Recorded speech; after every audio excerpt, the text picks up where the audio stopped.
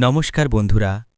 এমন এক দেশে যেখানে বেশিরভাগ বলিউড সেলিব্রিটিরা ক্ষমতা আর টাকার দাস হয়ে গেছে, সেখানে খুব কম তারকা আছেন যারা শুধু সিস্টেমের বিরুদ্ধে দাঁড়ানোর সাহসই রাখেন না, বরং বিদ্রোহ করতেও পিছপা হন না। কেউ যখন জুবিন গার্গকে জিজ্ঞেস করেছিল, আপনার মধ্যে এত তিক্ততা কেন, তিনি হেসে বলেছিলেন, because I'm rebel, I'm a fighter. হ্যাঁ বন্ধুরা, জুবিন গার্গ ছিলেন ঠিক এমনই এক বাঘী শিল্পী। অসমের ইতিহাসে ২০২৫ সালের ১৯ সেপ্টেম্বর তারিখটি চিরকাল অমর হয়ে থাকবে।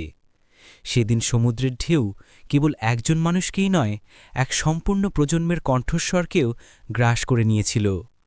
জুবিন গার্গ, যার নাম ছিল প্রতিটি গলি, প্রতিটি চা বাগান, প্রতিটি উৎসব আর প্রতিটি হৃদয়ের স্পন্দনে, যেই মুহূর্তে তার মৃত্যুর খবর এলো, পুরো অসম থমকে গেল। কলেজের ছাত্র থেকে পুলিশকর্মী, ইনফ্লুয়েন্সার থেকে অফিসগামী, কেউই চোখের জল আটকে রাখতে পারেনি। অসম যেন নিজের আত্মাকে হারিয়েছিল। সরকার পর্যন্ত বাধ্য হয়েছিল ৩ দিনের রাষ্ট্রীয় শোক ঘোষণা করতে। আর যখন জুবিনের মরদেহ অসমে পৌঁছায়, লাখো মানুষ রাস্তায় নেমে আসে, কেউ তাকে একবার দেখার আশায়, কেউ শ্রদ্ধা জানাতে। ২৩ সেপ্টেম্বর তার শেষকৃত্যে ভারতের ইতিহাসে এক রেকর্ড সৃষ্টি হয়। এত বড় ভিড় কেউ কল্পনাও করতে পারেনি।